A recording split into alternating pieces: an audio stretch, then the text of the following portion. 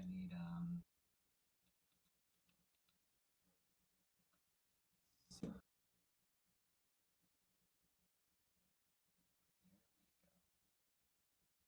here we go. I've tried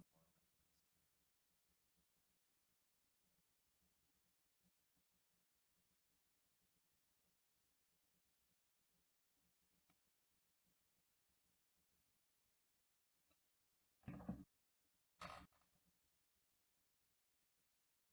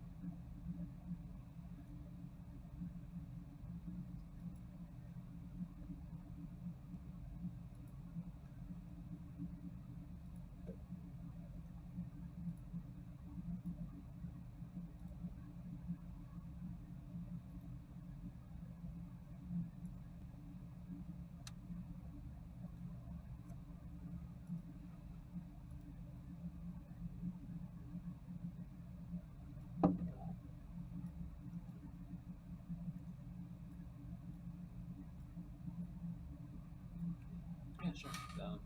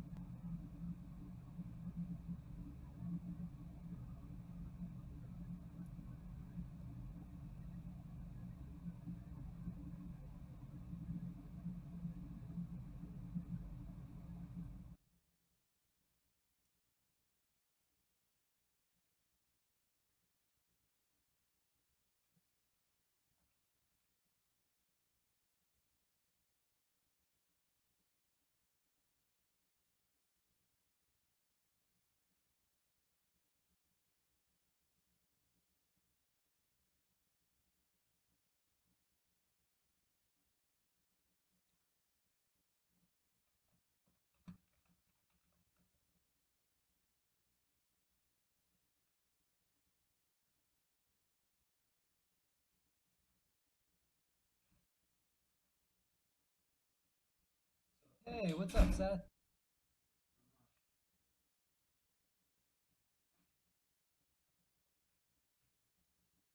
You having a good day today so far? Good, man. Very good.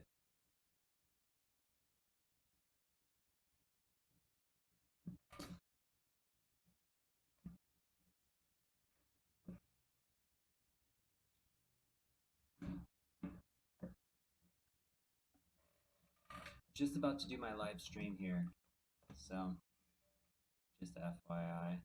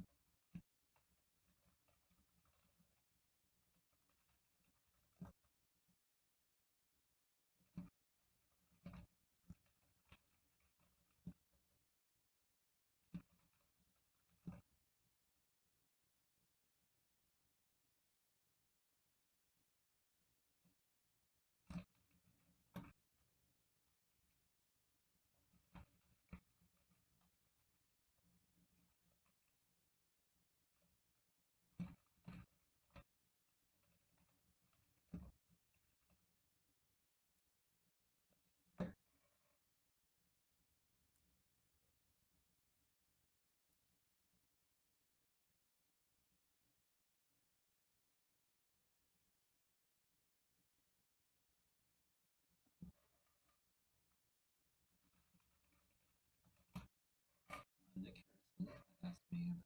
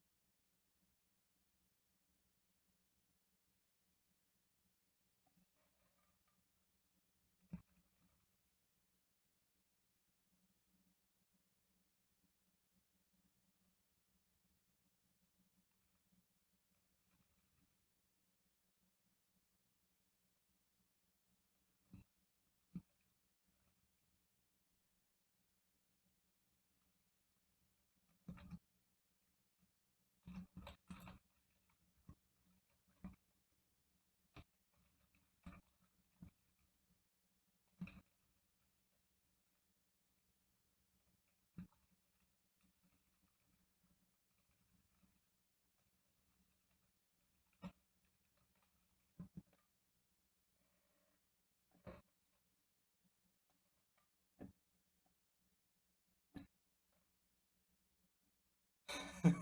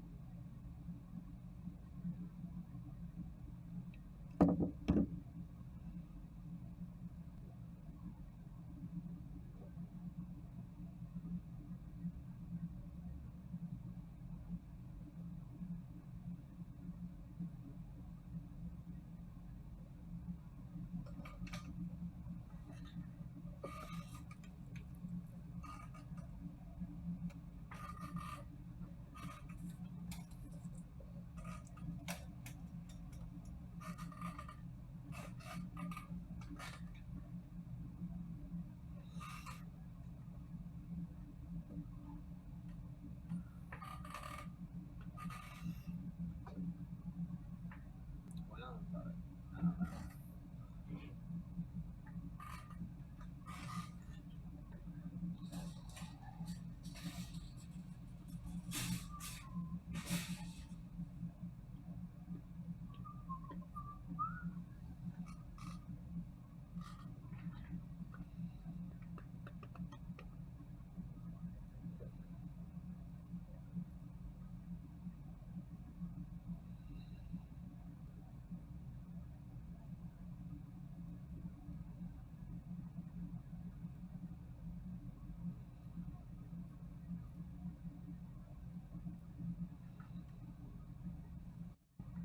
Sure. So,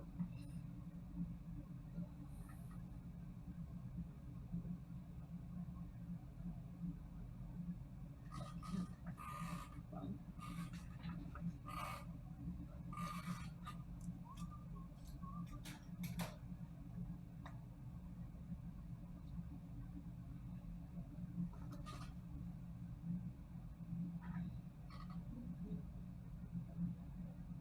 Lighting is a lot. It really is.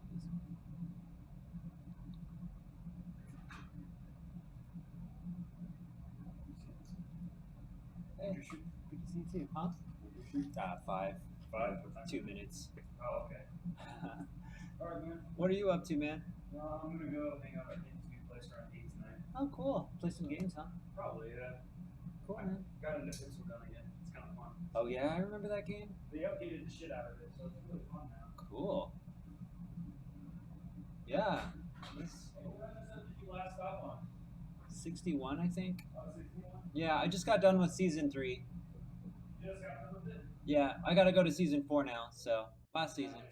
That's where it gets fucking good. So Cool. you should watch more tonight. I probably will, yeah. If you watch any tonight, and if I'm back in time, I'll watch them. Okay. All right, man. I'll let you. Yeah, got 1 minute here. Good to see you though, Seth.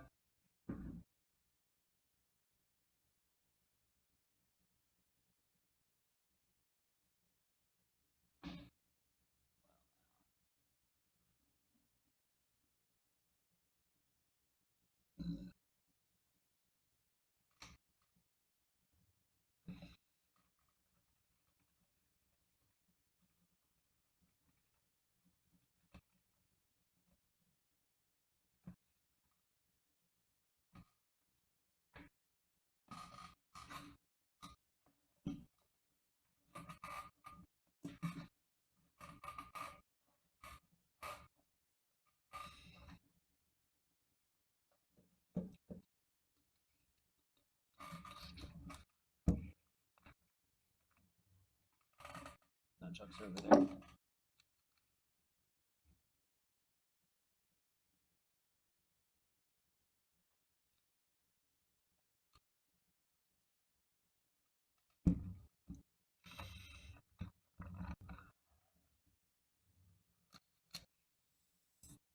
Here we go.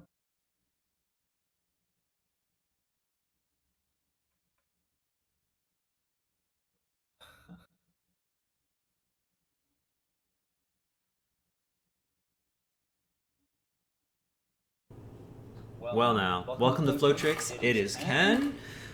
Back from a 2-week hiatus. The blank spot that you saw was supposed to be the Flow Tricks opening video. I probably need to check and see why it's not working. Welcome everybody. I'm gonna do a sound check, make sure you guys can hear me. If someone could just message me and I want to make sure I don't just start talking and losing everything. Hope everyone's doing well.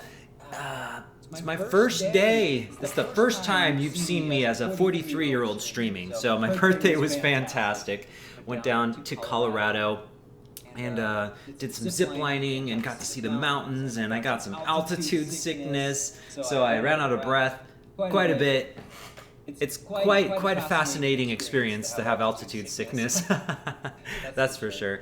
But you don't let it slow you down. You work around it. And I think that's an important thing to think about with just about anything, including flow. Like when I dislocated my right shoulder, it froze and I couldn't use it for maybe 6 months. Like I could barely lift it high at all. And I think as a nunchuck spinner or just in life in general, it's not always about what you got, but how you use it and what you do with it. So my left hand became a lot better when my right hand was disabled. And in the same way, it was like when I was in Colorado, I had to take a lot more breaks and stop more just because I had altitude sickness. But you don't let it stop you. You just work around it and keep focusing on what you can do.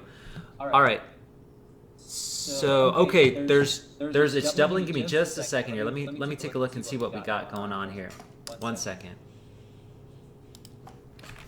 Let's try this. Tell me if this fixes anything, please. Is this better? Hold on. How about this? I bet this will work. Whoa. All right. Are we doubling still? Is there a crazy echo? Are we good? Let me know. Let's see. I think this should work, but let me know how the sound sounds. I noticed there was 2 microphones inserted, so I deleted one. Is sound functional?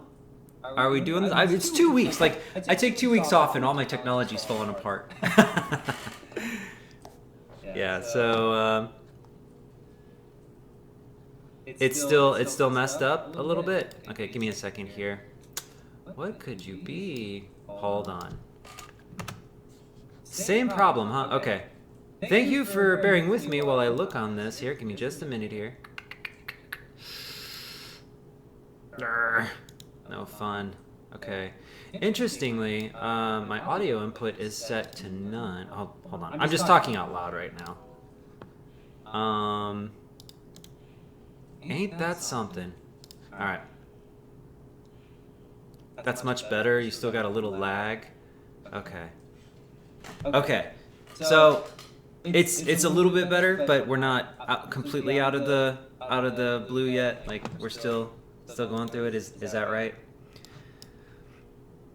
Man, I wonder what that could be. Give me just a second here. I'm gonna try one more thing. How about that? Oh shoot. You know what happened? I know what happened. Okay. Okay, we're gonna try this. Is this better? Let me know. I think so I think I know what happened to the hardware.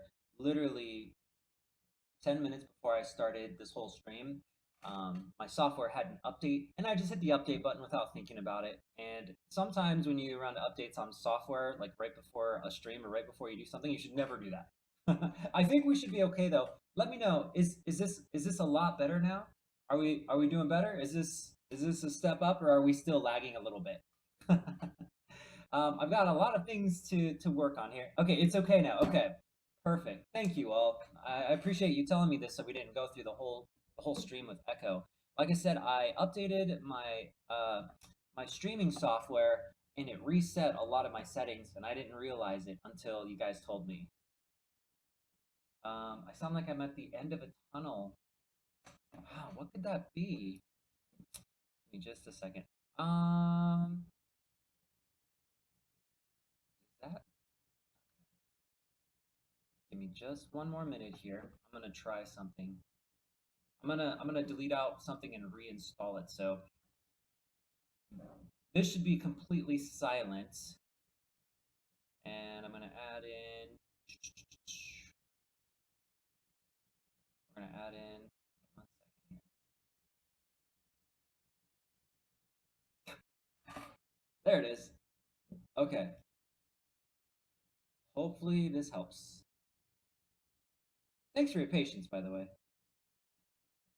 Do I still sound like I'm at the end of a tunnel, or did things improve from that? Let me know. The volume input has gone down.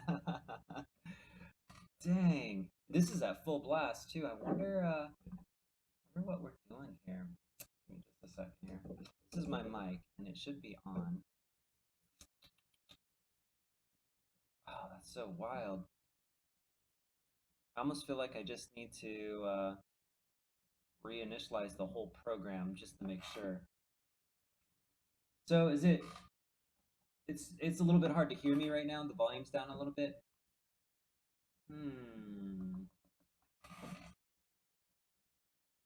I think... Okay, I'm gonna go in here real quick. Yeah, it's really interesting because my settings are at full blast. This should be like, boom, like I should be loud and reverberating. Give me a second. I'm gonna turn up these and see if this helps. All right, there's one volume setting that I could change.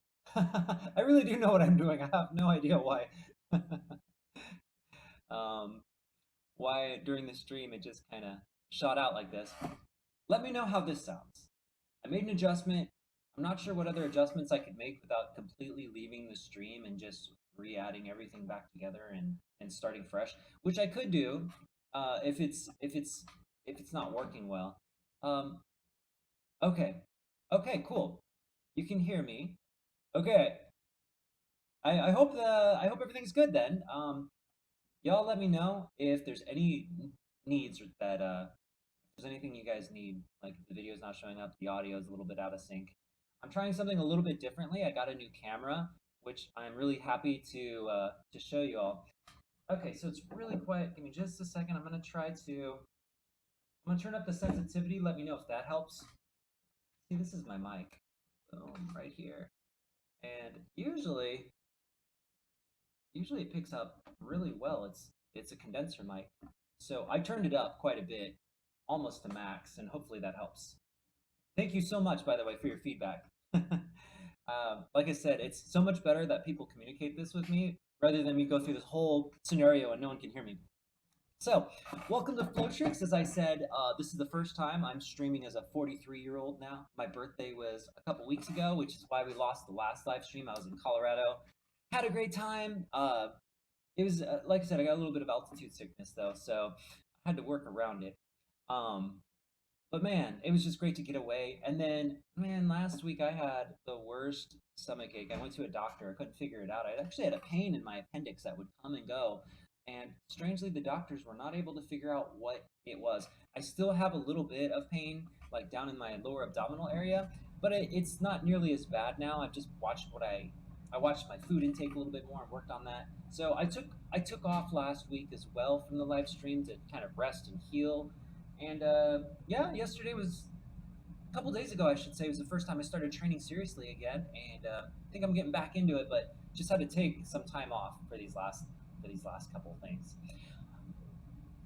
Okay, so hey, we're doing a live stream. So the whole point of this live stream, the reason why I've been doing this since COVID began, we've been doing this almost every weekend since COVID began, is because I want to get your input. Instead of making random videos where I share with you some of my discoveries, I know that live streams can help people directly, and to me, that's super rewarding. So the big thing that I want you guys to take from this is if you have any questions, be sure to ask. There's no question too silly to ask. It can be about flow or performance or fire dancing or making music business performance business, like how you start off performing and anything of that nature. I'm happy to talk about. Well, I can talk about video games too, but that's probably not why you're here.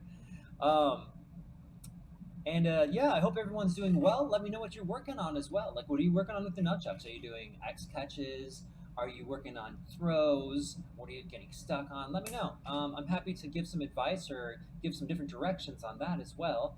Um, Also, I just want to make a quick shout out. Like I said, if especially during COVID, I lost almost all my performances. Things are slowly starting to get back, but it was really Patreon donors that really helped me through this year, and I really appreciate it.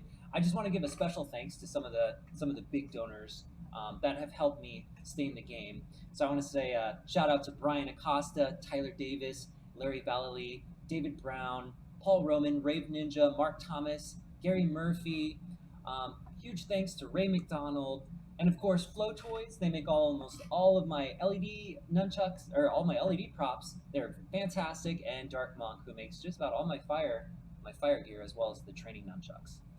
All right, I've talked a lot. I'm going to read off what people have said outside of "we can't hear you very well" and give some shout outs, and then let's just get started. Again, thank you for your patience while we worked through the initial mishaps. I will never again update my software right before I stream. Give me just a second here. I'm going to jump on, make sure I don't have any Facebook messages. Okay, usually it's all YouTube. So Isaac was the first. What's up? Good to see you. Santiago, how's it going? And then there's David, and then there's Tim. Laura from India from a long time. Remember me? I absolutely do remember you. Yeah, absolutely. Good to hear from you again. Please show me some nunchuck easy moves, which can last up to a minute, and it must look beautiful. Okay, let me just type this in. We're gonna work on some pinwheels for Nick Harrison, by the way.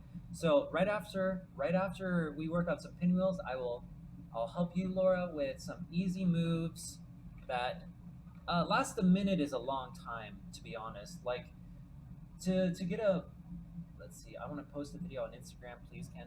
Easy move that lasts a minute, which look beautiful for people, right? I will help you with that, but a minute's going to be extremely long for a combo. Usually, like nunchucks are like motorcycles, and so there's a lot of swerving and moving. Like with nunchucks, you can have 2 to 3 techniques in 1 second, even if you're just going for it. So I think what we want to do is find movements that are good to flow, that can create a central. We'll talk about that soon, but basically, what I think you should be looking for is enhancing your freestyle while having fallback moves that you can go to when you're not sure where to go next, and that will allow you to chain them together. And we'll talk about that more in the future here. After I get the pinwheels, I'm going to finish reading off the rest of the comments, and then we're going to go into. I'm going to go back there, and you can see the new camera and all the awesomeness that it can do. I'm pretty happy we'll be able to make higher quality videos. That's always a nice thing. I want to say hello to Dennis and Socrates. Yes, and then I'm going through the messages. I'm going to skip all the ones where we were having audio issues because that's many of them right now. Thank you so much for helping me on that. Dennis says you're popular in Russia. I didn't know that. You know, when I look at my YouTube stats, the #1 viewer is not even America. It's India. India is our #1 viewer for Flowtricks, which is I find is to be fascinating that it actually beats the United States.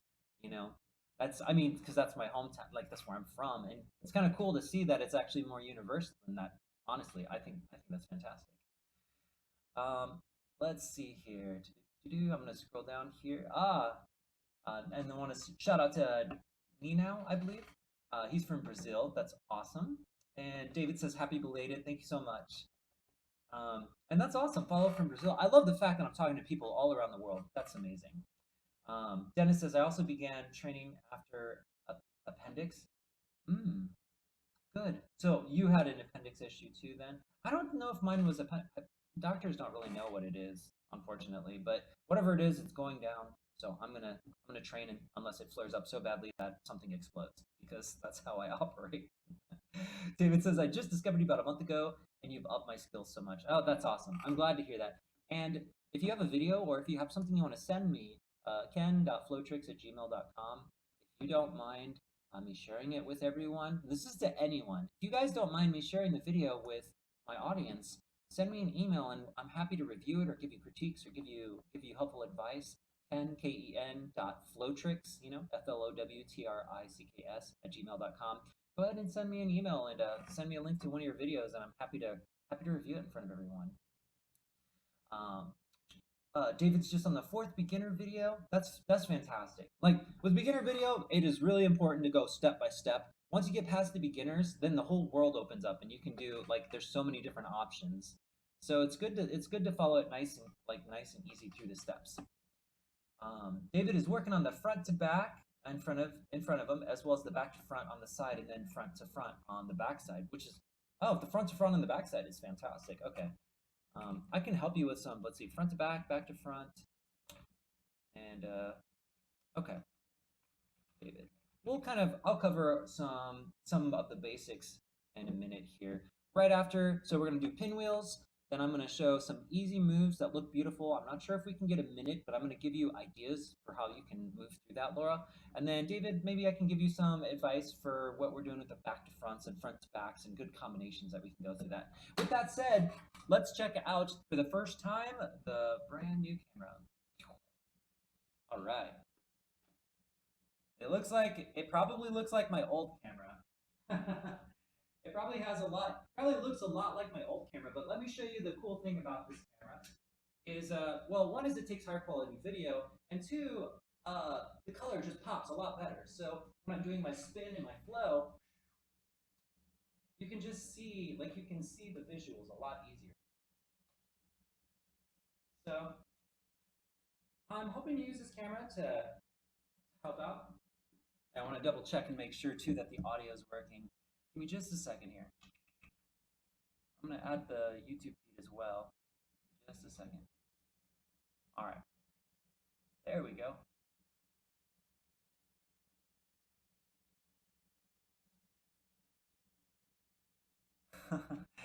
We're only gonna run into this problem today, y'all. Usually I have this all together, but I want to make sure that everything is working. So there we go. All right, I want to make sure everything's working. So if you can't hear me, let me know. I'm gonna go back to the front camera real quick. So just in case there is any issues at all, I'm going here really quick. If you guys can't hear me or if there's any problems with this second view, let me know. Just I'll keep the chat window open for a little bit, and then once I know everything's good, we'll delete it out. Okay, so let's start working on pinwheels. Here we go. First, let's talk about a pinwheel. So a pinwheel is, if we're using nunchucks, a pinwheel, there's a lot of ways to work a pinwheel, but a pinwheel basically keeps the chucks behind the back like this, right? So the way it works, the way I like to describe a pinwheel, here I'm going to move this mic over here. The way I like to describe a pinwheel is keeping your hands behind your back like this and stretching up to the top and to the bottom, right? So if I have a nunchuck here, I'm reaching out, my hands are always behind me back here, and it's going all the way up here, and then I'm pointing the nunchuck down like this, I'm catching it, and then as I release, my hand is going to swing behind me down here, and then I'm going to do the same stick grab from the back. Here, here. That is a very basic pinwheel, but this is a good exercise to work with. There's a lot of different ways we can do this pinwheel as well, too. For instance, we could do opposite stick grabs instead of same. So instead of grabbing the same hand here, we can also try to catch it like this. And then we pop it and we grab the opposite side over here. Here, here. Right? Now this may not look terribly fascinating yet, but you can add more to it. Eventually what you can do is add hand rolls to it as well. So now you can do a front to back hand roll up here, then grab it into a back grip, so both palms are facing down. Then we can do a back to front grip down here and grab it in two front grips. So with this one, we're grabbing in two front grips when it's low, then we grab it in two back grips when it's high, and this will allow us to do a pinwheel with hand rolls. I'm going to double check really quick here. Make sure these sounds are coming in. All right, let me know if there's no sound coming in. I'm assuming it's going well. Now, the question that Nick had was actually not for nunchucks, but I wanted to show you this because the technique is fairly similar. Nick had asked about a pinwheel with a staff.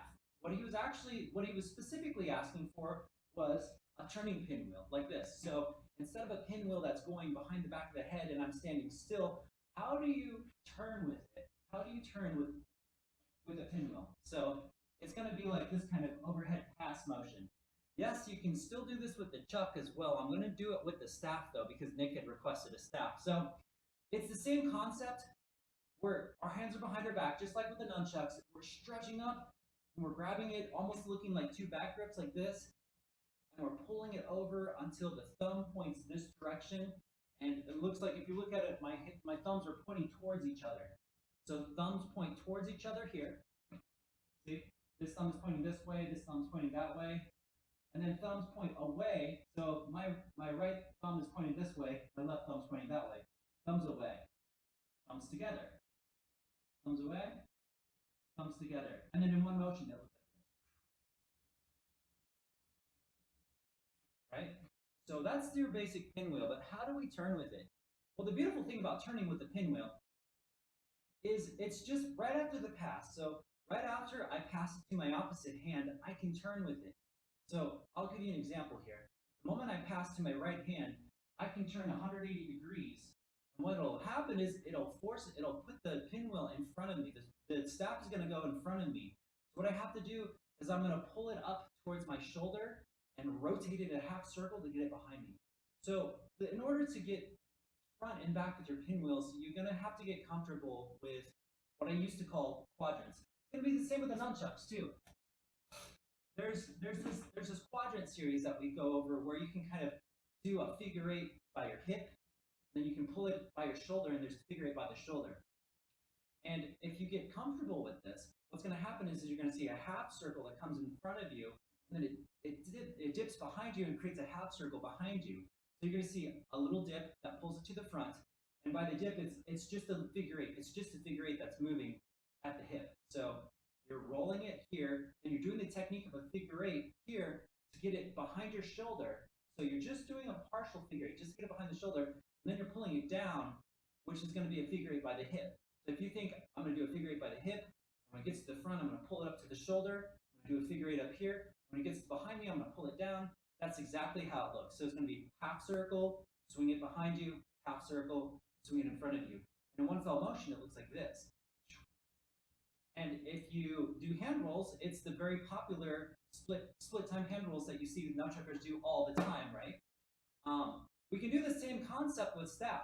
Staff and nunchucks are very similar in this motion, but this is a great transition point when we're doing pinwheels, right? When I'm doing this pinwheel here, the moment that I turn with it, it's going to move in front of me, which is like, you can't really do a pinwheel in front of you because it would look silly. It would look kind of like this, right? That's not nearly as cool. So what you have to do is you have to keep it touched by these objects, by your shoulder and by your hips. And when you do it that way, what you can do then is as you turn with it, you can do a hand roll back into your pinwheel. Whoosh, whoosh, right? Pinwheel. And then we go back to here. And that's going to kind of give you an advantage with the chucks. That's how you can do turning pinwheels with the chucks. The staff, it's a little bit easier, but you still have to learn how to do the same motion. Instead of a figure eight, though, what I'm doing is I'm doing a one beat, which is basically I'm drawing a circle by my hip like this, and then I'm pulling it up to my shoulder, and I'm drawing the circle by my shoulder. And when we combine them, you have this motion, right? So it's here.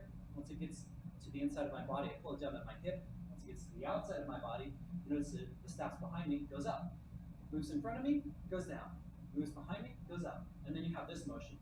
And this is good because as I turn with the pinwheel, whenever I exchange, for instance, let's say I'm here, right? I do this pass over here. Anytime you pass to your opposite hand is the time that you can change. So if I change it here, I can take a 180-degree step.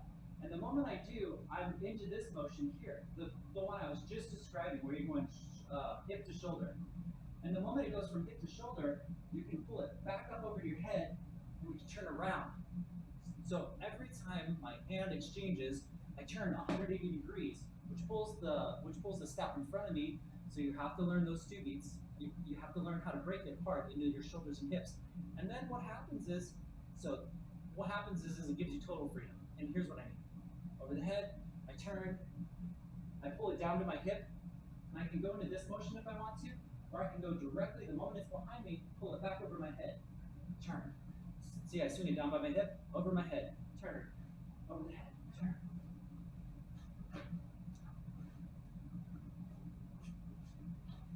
And that is how to do a turning pinwheel. A little bit complicated if you don't understand the pinwheel, but if you got the pinwheel, that's going to be your next step. If you get this, the next step is going to be learning how to just, well, first to do this motion. I think a lot of people actually know. Anyone that does double nunchucks, it's usually one of the first things they learn is the split opposite hand roll like this. And this is the same thing as you can see, it's going from shoulder to hip. And it's the same concept when you're doing a single nunchuck with the pinwheel as well. The moment you pass it, you turn, and you're going from hip to shoulder, back down, hip to shoulder, back down. And that's going to allow you to do all of your turning pinwheels. All right. It gets a little bit deeper than that, but that's the basic gist of it. That's the basic gist of it. Give me just a second here. I am going to double check really quick, make sure I don't have any messages on my Flowtricks Facebook page. All right, cool. So the next question was, Laura asked, easy moves which last a minute and look beautiful. And I'm going to say easy moves that last a minute and look beautiful are going to be very difficult, and I'll tell you why. Because part of the beauty with nunchucks is the folding and the unfolding of patterns.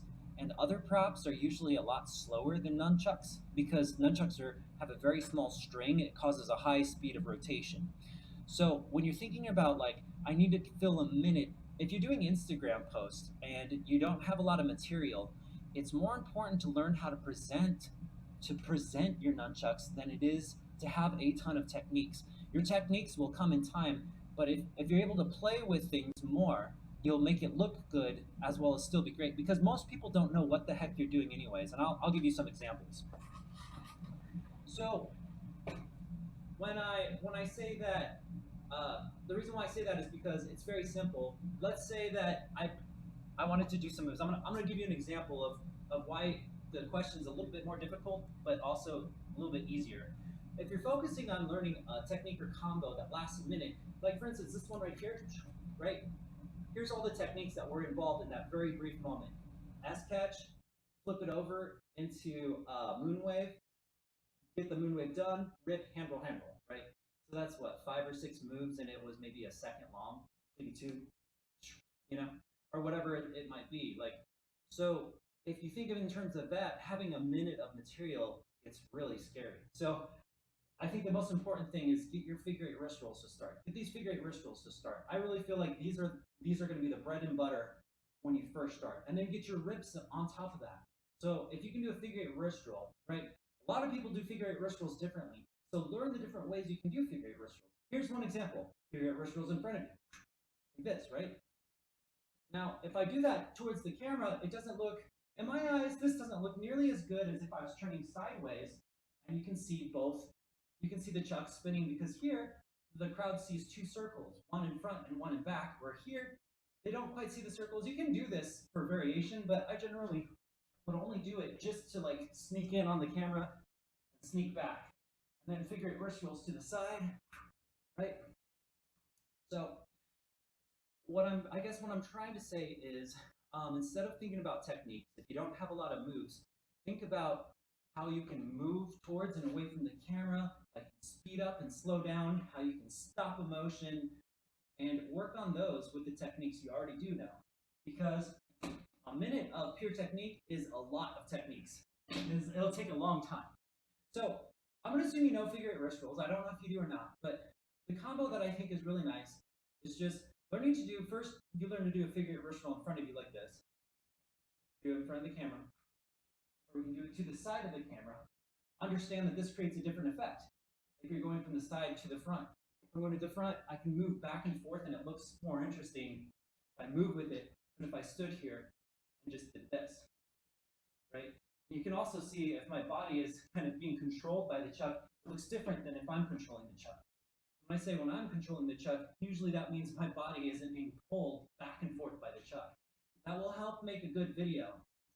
Another thing is to kind of look forward. Like if you're looking at your chuck like this, it makes it a little bit, it kind of detracts from the video as well. I find that looking forward or making it look like it's just all one motion, you know, whoosh.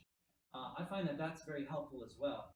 These are more presentation tips than techniques, but I think it'll go a long way, especially if you want to post it on Instagram or have just like this inspiring video.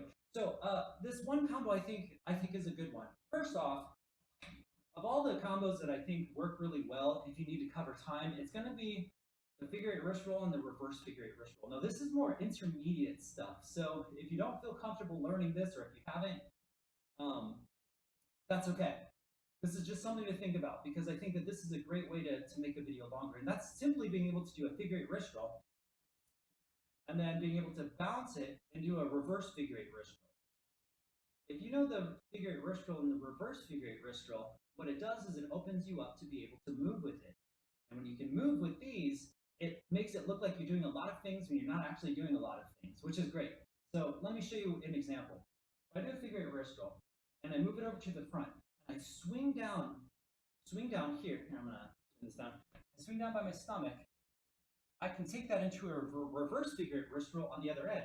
So wrist roll, figure 8 wrist roll here, and then as soon as I cross over to the front, I swing down by my stomach, and now it's going upwards to the opposite side. I can do reverse figure 8 wrist rolls over here. And if I'm going back, so if I'm on the back side and I swing upwards, right, so I kind of create a half moon, I can swing back and do a regular figure 8 wrist roll over here. So what does this all mean? This all means if we go back and forth with figure 8 wrist rolls, we can do turns with it. So swing down to get a reverse here, and we swing up to go backwards. And if you do it fast enough, you're going to see that you now have this really interesting combo: reverse here, front here, reverse here, front here. Then what you learn is you also learn to do it from the other end. So right now we're doing this, we're swinging down from the front to get to the reverse, we're swinging up to get back to the regular, but we can also go behind us. So from that way, instead of swinging down here, what I'm going to do is the exact opposite. The moment my hand is over here, I'm going to swing down from the other side. So I'll give you an example. When I do the hand roll on this side, I'm going to swing down this direction. We're going to do the same thing, but we go back to the reverse figure 8. And then when I do the hand roll here, I can swing up towards my head, and we're back to here. So if you really think about it, all this is two techniques: the figure 8 wrist roll, the reverse figure 8 wrist roll, and then we're either swinging in an upward arc or downward arc to connect the two. And if you can do that, then you can all of a sudden, let's say you can do both of that. You can go on the front and the back. Now you have access to move this direction or this direction.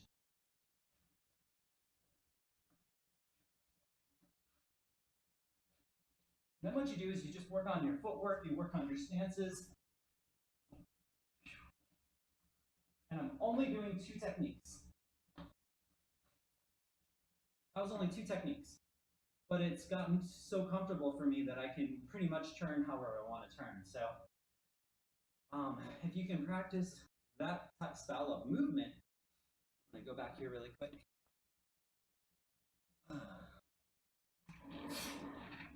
If you can practice that style of movement, figure eight wrist rolls and reverse figure eight wrist rolls while you're turning, then do it until you no longer have to think about moving. When you can do this subconsciously, then just think about what you can do. And I'll give you an example. If you're doing all these turns with figure eight wrist rolls, you look great. And if you do it to the point where you no longer have to think about the turns and the movements, then it's something that comes unconsciously. Once you can do that style of movement unconsciously, you will be in great flow while your brain can think about something else, like the next technique you want to do. And I'll give you a good example with that. So now, it's much like when I'm teaching you guys while I'm spinning, I can't think about the move at all. I have to think about what I'm saying. But if I'm comfortable with this, I'm comfortable with this movement, then, well, one, I can have a conversation with you guys. But the other thing is I can think about techniques that I want to do. So if I'm like, well, what do I want to do? I'm going to do a behind the back. I want to do a behind the back throw. Like, I'm going to do this throw, right? If I'm thinking about the figure eight wrist roll combo too much because I haven't practiced it enough, I won't be able to think about moves I can do to vary it. But since I already know, since I'm comfortable with this, then I have to think, oh, I'm going to bounce and throw it, and I'm going to go back to my wrist rolls until I can figure out what else I want to do. So as you can see,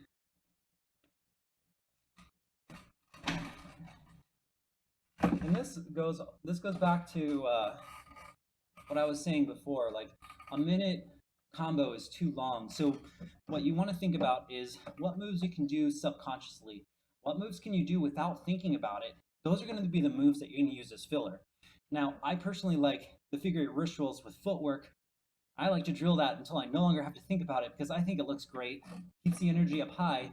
And me personally, my brain's thinking about other combos, other things I can do. So I'm not even thinking about that move. It just comes automatically. And if you can do that with yourself, it doesn't have to be figure eight wrist rolls, but I personally like the look, but it could be anything.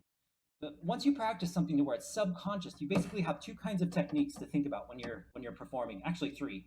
There's the moves you can do without thinking about. And those are going to be the ones you don't have to think about it. So you just pull those out anytime. That's kind of like your filler stuff.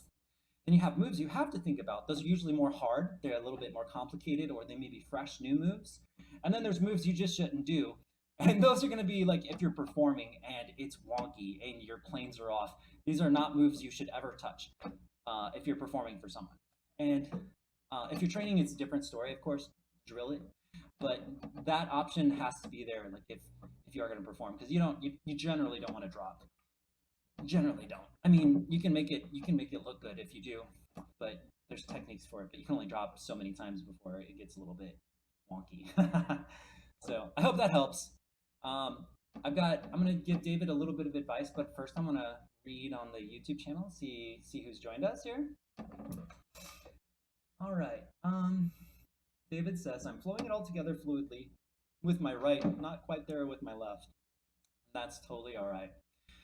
You'll find, especially with new chuckers, well, even some old chuckers, people can be creatures of habit. So the fact that you're even noticing that your left hand needs work is fantastic. I think it's great. I think that you should force yourself to use your left hand more by creating combos that require your left hand to move. I think that that's a good example is if you're just starting out and I see you say you can get the front to back and the back to front, which is great. I'm gonna go over here. This is for David, by the way. If you're talking about your left hand's a little bit having more difficulty, one thing I like to suggest, especially for beginners, is just rips. And it's because it makes you do front to back hand rolls. So one hand is in underhand grip, usually my left. The other hand's in overhand grip. Then we're just gonna pop the left hand over the top of my fist. I'm gonna open up my hand and I'm gonna grab it. So here's step 1. We get in this grab. Step 2 is I pop it over the back of my fist like this. You see the nunchuck is over the back of the fist like that. That's step 2. So 1, 2, The moment it starts to wrap over it, 3 is opening up my hand and grabbing the chuck that gets passed to it. So 1, 2, 3, I'm grabbing the chuck that was just resting there, and as you can see, my hand basically opens up, lets go, and grabs. And then 4 is simply, then my hand rotates 180 degrees and I catch it with the other hand. This hand just stands up. It sounds like a lot, but when you just do it in one motion, it just looks like this. And in slow motion again, it's going to be 1, 2. This will reach down and grab the other chuck that was just passed to it. That's 3. And then we're going to twist it 180 degrees. And this hand just kind of sitting up here, and as soon as it starts to rotate up, we grab it. The cool thing about this move is your hands have now reversed. So now you do it the other way. So now the right hand goes up, spins over the back of the fist. Okay, so wait, let me, 1, 2, left hand opens up, grabs, 3, twists 180 degrees, 4, and we're back. So this works both your hands into front to back rolls, which is why I like it. And what you can basically do is just do a roll back and forth, and just get used to this, back and forth. If you find this to be easy, then start moving your hands in place. But don't do that until you, so let's say you can do this, because I don't know where you are. If you can't, just work on this one. This one's fantastic, because you're in a front grip, back grip, and it allows you to change your grips. If you are comfortable with that, then start moving your hand in a line. So this time I'm doing the exact same move, but I'm not staying still by my chest. I'm starting on one side of my body here, and I'm moving it over here by the time it's done. So it's the same technique as I'm doing here, except for this time, I'm moving it in a line. So I'm going to pull it over, and I'm going to grab it to the other side. Same thing, it's going over to the back of the fist. My hand is grabbing and spinning it, but as you can see, my hand is moving in like this horizontal line as we do it. Whoosh, like this. And this will give you a little bit more challenge. This is, like I said, this is a fantastic way to work on your left hand as well as your right. Other things that you can work on to force your left to do something is the cross grab. I'll give you 2 more. It's the cross grab as well as the rotor pass.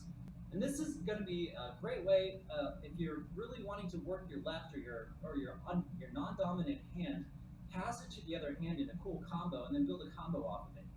An easy combo would be like if I'm bouncing it, if my right hand is spinning counterclockwise, because I'm right-handed, so this is my non-dominant hand. I'm going to do a number 3 bounce, and if you don't know what a number 3 bounce is, basically my elbow kind of points towards the camera or in front of me, and it bounces under the tricep. This causes it to reverse direction. A lot of times we like to spin counterclockwise, or I like to. This is like a front-to-front grip, right? So we bounce it counterclockwise, and then what's going to happen is the backs of our fists are going to meet, and I'm going to grab it in a cross grab like that. Boom. This is a cool grab. Yes, it is a cool grab.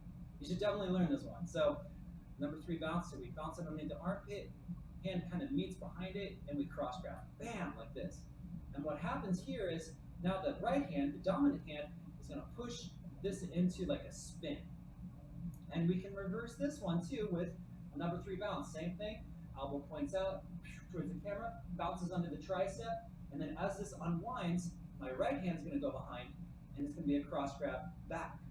And we can do this forever. So now this combo looks like this. Cross grab, number 3 bounce, cross grab, number 3 bounce, cross grab, number 3 bounce. And then it eventually just becomes like this nice little pass that will allow you to switch your hands. When you can do these kinds of passes, it will force your left hand to do something.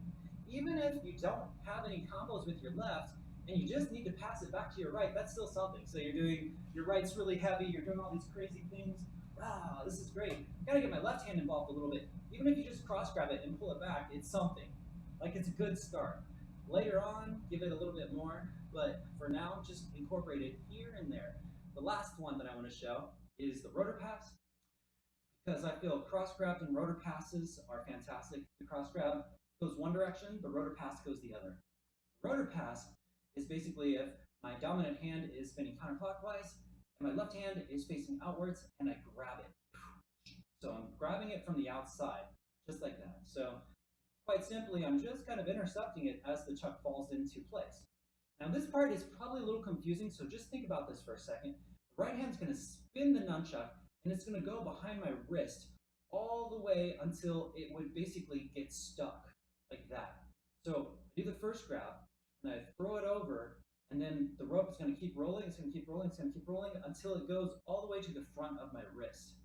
From here, if I just stopped here, it would get stuck and you can actually rebound it. It would change directions, right? What we're actually going to do is we're going to grab this at the last possible second with the hand underneath the wrist. So this one's to the outside, and then as soon as you pop it up in the air, the right hand's going to go underneath the wrist to grab it again. There. So outside, rolls around, grabs right there. Boom. And you let go, and you can do this one forever as well. And this is, yet again, just another nice little combination where your left hand is getting a little bit of work. And anytime you do that, remember the number 3 bounce, anytime you do the number 3 bounce, you can alternate between them. So we're in here. The number 3 bounce, of course, is the elbow here. And the moment I do that bounce, we can now do the cross grabs. Cross grab, bounce, cross grab, bounce, cross grab, bounce. If I don't do a number 3 bounce, I can go straight into a rotor pass. And then if I do the bounce, I can go back to cross grab. So now you have some really cool left-hand integration just with these 2 moves on its own. It looks like, and it feels like, a great way to start your left hand. Anytime your left hand takes it, of course, you can go into bigger combos, but this is a great starter to just get the flow in with it. So I hope that helps. Okay. I'm back. And again, you guys, I hope you guys see the difference in the camera. Hope it looks better. So I've got a fancy new camera. It's a DLSR camera that we're streaming, at least back when I teach the techniques. Okay, I'm gonna catch up here to messages. We caught up to all the questions that people had. Like I said, David, that's probably gonna be the best I know you said you can flow it fluidly with your right, but not quite there with your left. Give yourself reasons to use your left and you'll use it more. So try those combos out and see how that works. All right. Give me just a second here. Santiago, hey Ken, thanks for the tips. I didn't hit my head anymore. I don't have to wear a helmet. Good. No, that's definitely a good step forward. Not having to wear a helmet is fantastic. I can say this, a lot of times when you hit yourself in the leg, face, arms, I've hit myself everywhere, elbows, it is almost always, but not always, it's almost always a planes issue. Planes.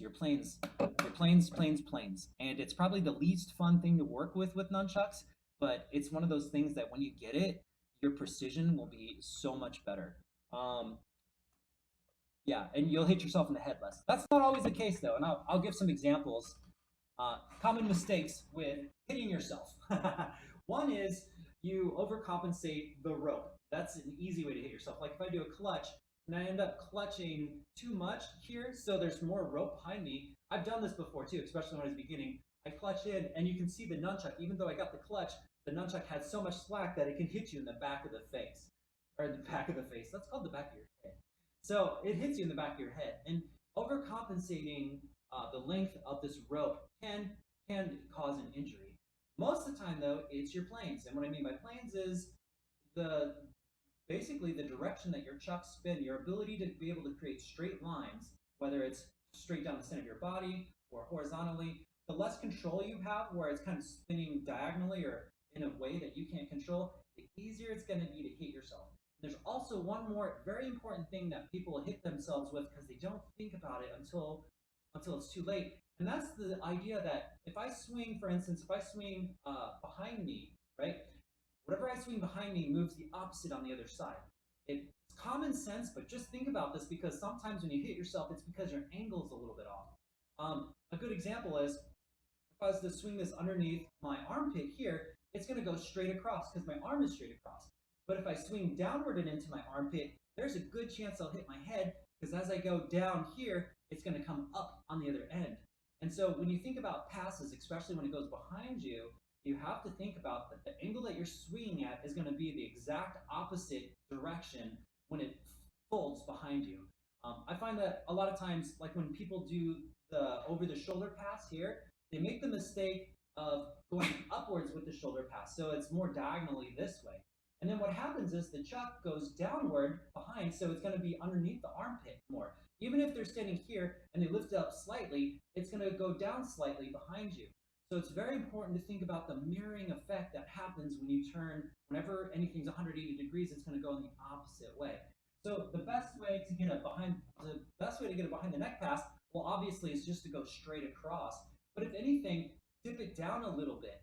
Don't dip it up. If you dip it up, it's going to hit your shoulder more. It's going to go downwards. So it's really important to think about. And this is all plane work too, but I think that those are the three big ones: is overcompensating the rope, um, the angle of how things reverse when you fold it behind you, and then of course plane work, which is an endless thing. And the best way to work planes, and I've said this time and time again, there's two ways to really work planes so you don't hit yourself that much. One is the best thing to do is to stand in front of a wall of any kind and do a spin. The closer you can get to the wall without hitting it, the cleaner your plane is. And that's actually what you want to do anyways. You want to have a nice clean circle here. You can go like, it doesn't have to be a clean circle. Like I can spin my chuck this way, but generally speaking, you have chances of hitting yourself more. Like your body can get in the way more if you don't have control over how the chuck is spinning. Another thing you can do while you're standing in front of the wall is don't just do this in front of your body, but also do it outside. So hold your arms out wide and see the difference it takes. Because when I'm spinning my nunchuck up here, there's more of an up and down movement to keep the chuck straight. So it feels differently depending on where I'm spinning it. Here's more side to side. Here's more up and down, like my hand feels like it's moving up and down, but it's very subtle. And then as I shift it over, again, the more I feel control of my plane, the less odds of me hitting myself. Oh, there's one more thing too about hitting yourself, which is super important, and it's quite simply, you might be going too fast. Sometimes if you go faster than you can control, you're gonna hit yourself just because you haven't registered, the next move hasn't registered fast enough for you to keep up with it. So if you move faster than you can keep up with it, you're also going to smack yourself, or at least increase your odds of smacking yourself. I guess this was like more advice than, even though he just said he had to wear a helmet, and it may have nothing to do with that. I just think that's good advice to share in general. I think it's good to identify what causes our issues with nunchucks, and most of the time, and this is why I think having an instructor is always really good too. For me, it's easier when I look at videos because I can put it in slow motion, but even live streams, sometimes you can just see that it's usually a plane issue. It's usually a plane issue. And just drilling, getting it straight is usually the answer to so many different things. All right, I'm going to keep reading down the list here. But anyways, I hope that helps, Santiago. I'm just glad you don't have to wear a helmet, so apparently you probably already got that, but I figured I'd share that with everyone else. I want to say hi to Maddie77777. And then David says, I took your advice on getting foam practice pair. Fantastic. You know, one of the big reasons why I suggest foam is because I don't want to see people getting hurt. Like, I really damaged my elbows when I first started learning nunchucks. I was using Oaks, and I bashed them probably one too many times. Because you see how fast I spin. Well, yeah, that can crack your bones pretty good. So, for people just starting, I don't want them to go through that experience. So I always say start with foam. Santiago, I made my own nunchuck stainless steel and it really hurt a lot. Yep. That's absolutely true. Now, if you do use heavier nunchucks, I've really love hex pads, and I probably don't have them around right now. But hex pads is a great way to. If you go on Amazon, you look them up. They're these bendable pads. They're made for football and other high energy sports, but it's these pads that can bend and you put them on your elbows. Generally speaking, it's the elbows that killed me, so I love hex pads for that matter, But having a little bit of protection, especially on bones, doesn't hurt. Does not hurt. Give me just a second here. I am just going to check on, see if I've got any messages here. Oh yeah, Eslam Simo says, keep up the good work. Thank you. Thanks. All right, I'm gonna go back to the YouTube side. Oh, Ike Flow. Hey Ken, late to the party. Hope you're feeling better, mate. Yeah, I'm feeling better. I'm not 100%. I'd say I'm 80% though. I'm definitely good enough to train and get back on the road, but I was knocked out for a bit though. Doctors still haven't figured out what my stomach issue was, but I feel like as long as it's not like an appendix about to explode, I'm cool. I just wanted to make sure it wasn't something that was insane, because the pain was pretty significant. And anytime you look up Google for advice, that always says that you're dying of something. Usually it's cancer. So I just figured I'd get checked out. I think it was good to rest too. David, I've only had them for 2 days and my body's much happier. I was using oak and chain before, yeah. Yeah, no, I'm glad. Oak, obviously, oak has its benefits, especially with the weight. It'll allow it to carry over for some techniques, but it's just not worth the damage. Not to start with, at least, you know, unless you like that kind of stuff, which is totally okay. um, Ikeflow says, is it me or is your audio quieter than usual? You know, it's not you. Someone else had mentioned it. I'm going to turn it up a little bit more. Um, so 5 minutes before this stream, my streaming software, which is XSplit, says, "Hey, there's an update." And I was like, "Oh, cool, it's an update," which you should never do. As a tech person, you should never throw an update right before a live stream or any kind of show or anything. And my brain was just like, "Oh yeah, let's just do it real quick," and it reset everything. So when I first came on this live stream, we were having technical difficulties for like 10 minutes. Um, I turned up the volume to max. Hopefully it'll pierce through better. But I'm gonna have to take a look and see why it's more quiet once the stream's done. All right.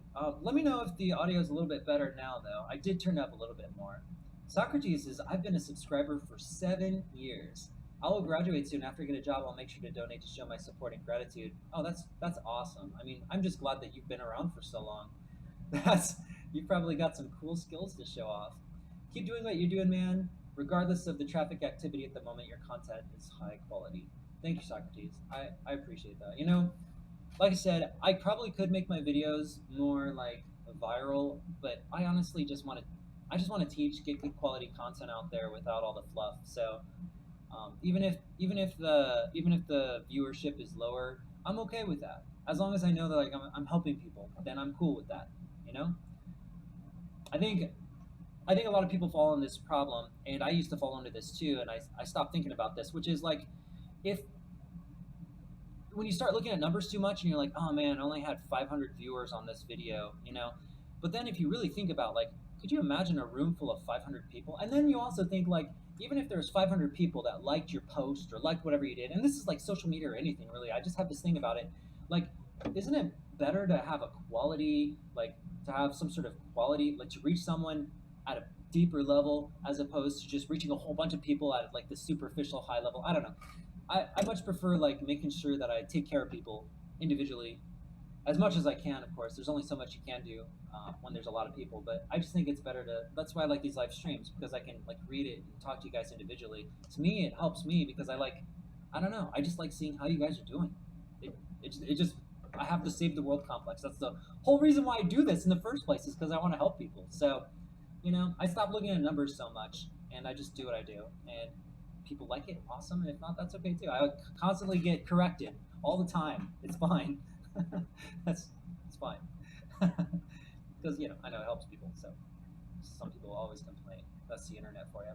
Oh, what's up, Ray? Good to see you. 5:34. Okay, so that was like half hour ago. I'm like half hour behind on these messages. David says that's exactly what I've been working on last week. Perfect. Yes. Left-hand integration. Awesome. Memories. I think it'd be a better idea to stream in Europe time. And another idea, I recommend you make Omegle videos. That would be a fun idea. What is an Omegle video? We're gonna look up Omegle together, everyone. Hopefully it's nothing too crazy. What's an Omegle? Omegle. Talk to strangers. What?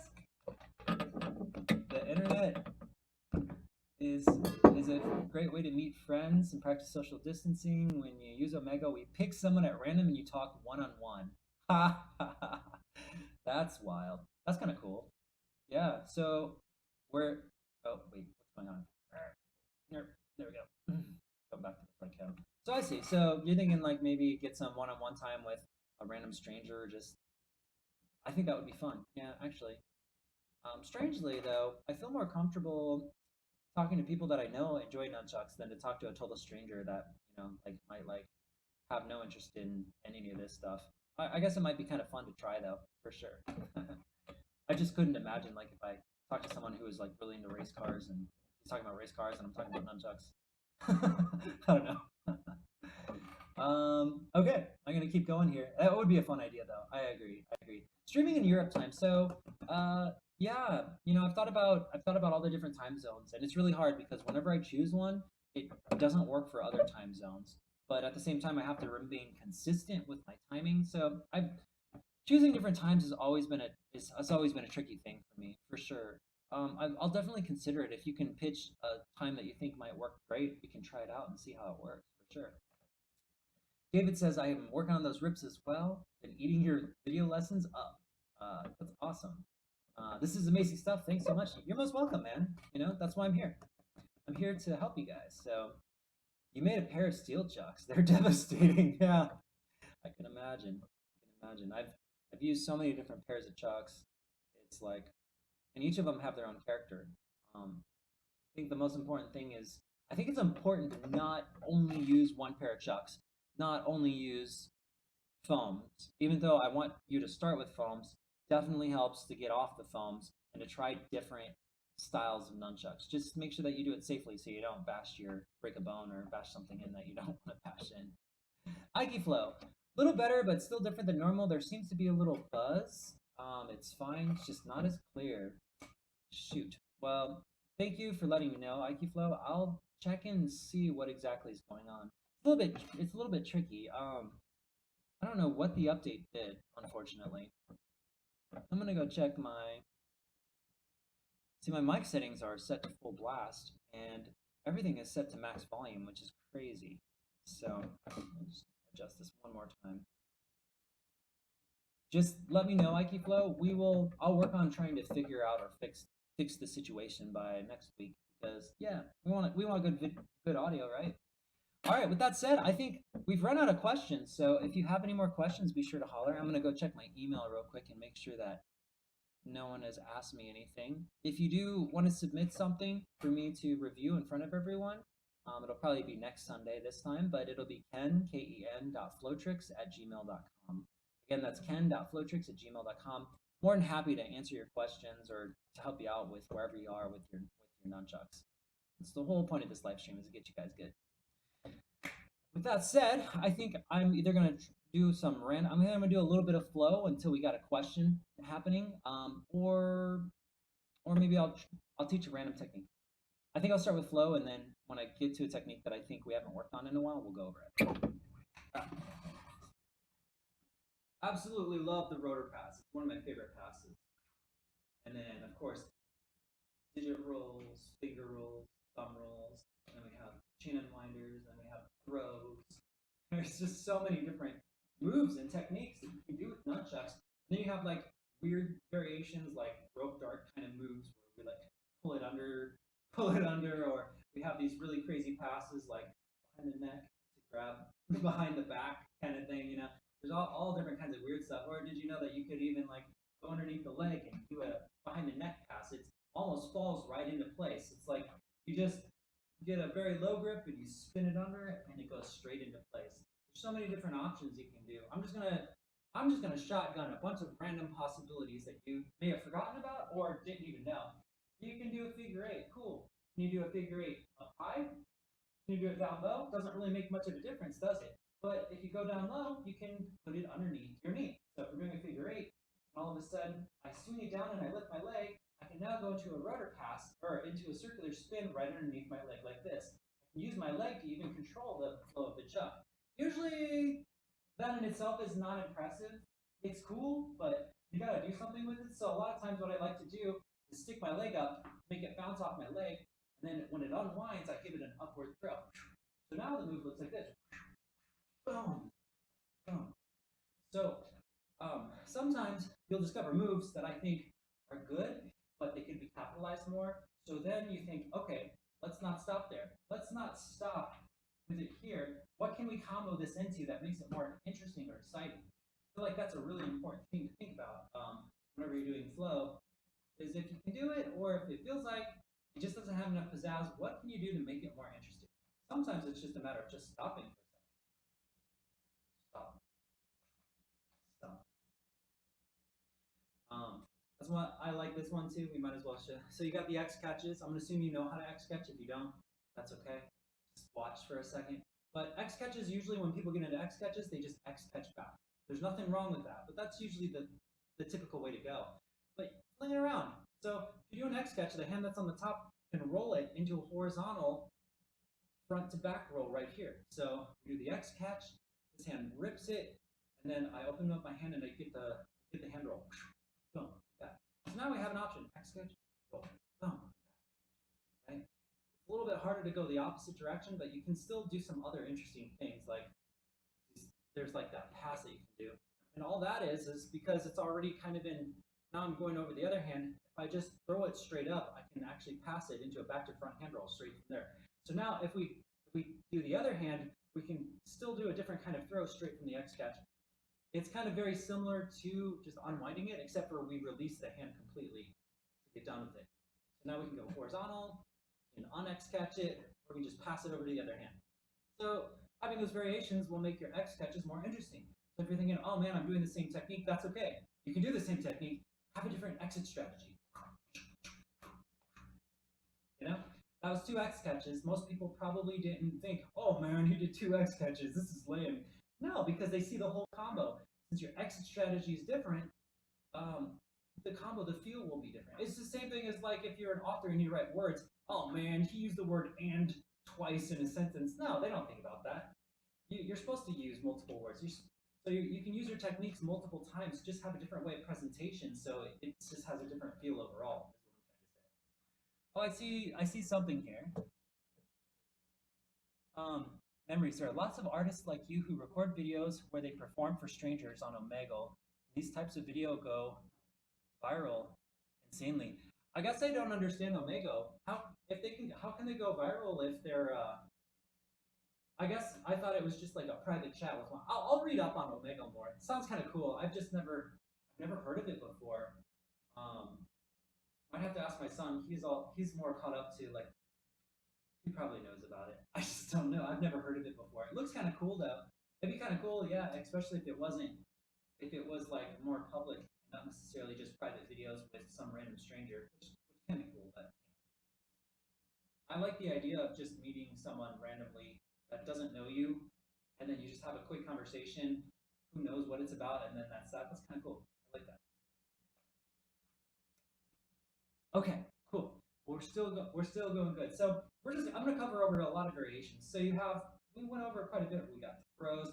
Don't forget you got bounce styles like hyper. So you can always bounce the chuck. You also have Simex styles where the chuck is moving against itself per se, and those are like reverse illusion rolls. You have, throws where Simex throws or undergrip Simex throws. So don't forget that. And then also don't forget you have visual moves too. Like for instance, visual moves is more like, it's not a difficult technique, but you want to make sure that it lines up visually with the camera. So this kind of looks like a slinky, It's not necessarily a difficult technique, but it is a visual aspect. Or even if you grab the chuck and you move it up and down like it's like you're climbing a ladder, There's no technique involved here except for the illusion of what you're trying to create. Roll, We can go up. For hand rolls, or we can do the same stick passes to go up and down. Those are more visual things. So think also like maybe we can play around visually. Don't also forget you can play with back grips too. Back grips are so underrated, and this is also something to check out. Again, if you guys are just joining me, I'm just shotgunning random ideas for your chucks right now, because we're out of questions. So if you're in back grip, the cool thing is the lower you grip with your back grip, the more you can come up with these interesting wraps, because the center of the chuck that's causing the bend is now more in your arm as opposed to at the end of your hand. At the end of your hand, this chuck just kind of sits here and flips and flops and doesn't do much. But if you're in a back grip and you're holding it lower, it changes the direction of where the chuck is on your arm. Now your arm becomes something that gets in the way, right? And you'd think that getting in the way is a problem, but in many cases, when something's in the way, it looks better. For instance, when I go behind the back of my head, it looks better than if I just spun it in front of me, because getting my body in the way creates more of a visual, it just makes it more interesting visually. So as we hold it low, a good example is figure eights now. Reverse figure eights will look a lot different because I'm spinning it above and below my arm. And then we can go back into front grip. Looks a lot more interesting, I think, than if we just did a regular figure eight like this, right? Or here's a regular reverse figure eight with front grip, and then we do a back grip reverse figure eight, pulling it lower and playing around with it, all of a sudden this figure eight looks a little bit different. Has a little bit more of an isolation feel to it. So don't forget to play with back grip. And don't forget to play with far grip too.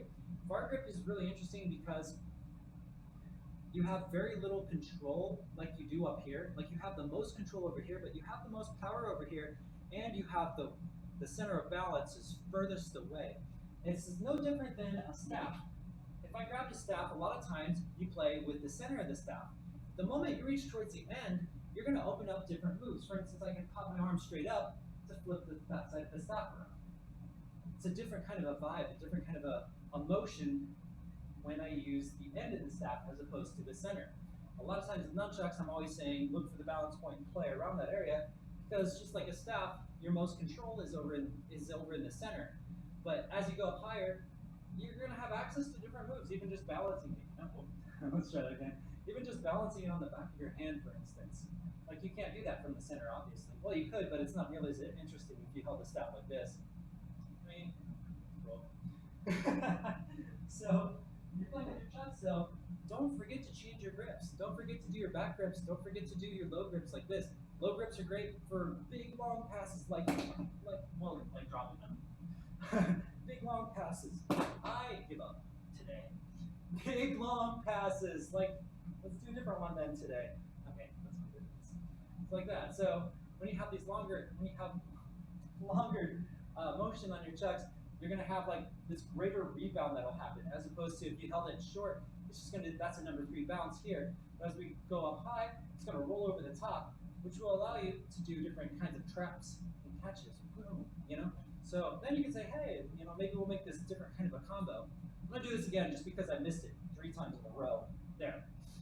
I blame the chucks, dang it. But so don't forget you have low grip. The cool thing about low grip also is if you're in low grip and you're in front grip, you can change it to a back grip simply by opening up all your fingers into this C. I call this the C grip, and then just revolving your hand to the other side. Boom, we're in back grip, we're in front grip. So when you're at the very end, the ability to switch your grip is really easy. And here's an example, is this motion here. So I'm in the front grip here, and I swing the chuck towards my chest, and as it swings towards my chest, look, watch this hand, it's here, and it's going into a C grip to reverse, and then I grab it, and now it's in a back grip. So it's front grip, C, back grip. So this will be an easy way for me to change my grips when I'm this way too. So you get longer reach, you can change your grip easier, and you have this thing where it's now like you're treating the nunchuck as like a stick almost, and it's like a straight line that can, but if you stop it, it bends. So you have some ways you can play with the low grip. So don't forget to play with your low grip as well as your back grip, as well as all those other things that I taught you. Coming back here. That is my shotgun of ideas. There's so many more, like, and this is just single chucks. We haven't even gone over double chucks yet. There's so many more ways that you can spin a chuck. And the most important thing, especially with nunchucks, is you can get as creative as you want. I think that's I highly recommend that you get creative, you explore and find your own style. Use me to learn some techniques and to help yourself with what you're trying to learn. But in the end, I think it's best that you make it your own. That you take what I've taught and you launch yourself like a launch pad until you're on another level that is completely your own. I think that's the best place to be. You have your own style, you have a lot of influences, watch a lot of nunchuckers, but eventually once it becomes yours, then you've got your own thing, right? If you want to be a performer, especially. If not, that's still fine, you know? So it's all good either way. I just think that the whole point of Flowtricks is to create a launch pad so you guys can learn what you want to learn, take what works, discard what doesn't, and then create your own on top of that, and then share it with all of us. I think that'd be fantastic.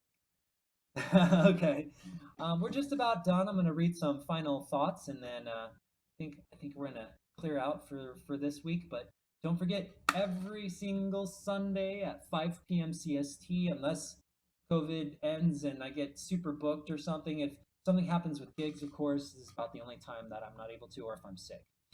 Hope everyone's doing well, though. All right, let's see here. Memory says there's a lot of artists like you who record videos where they perform for strangers.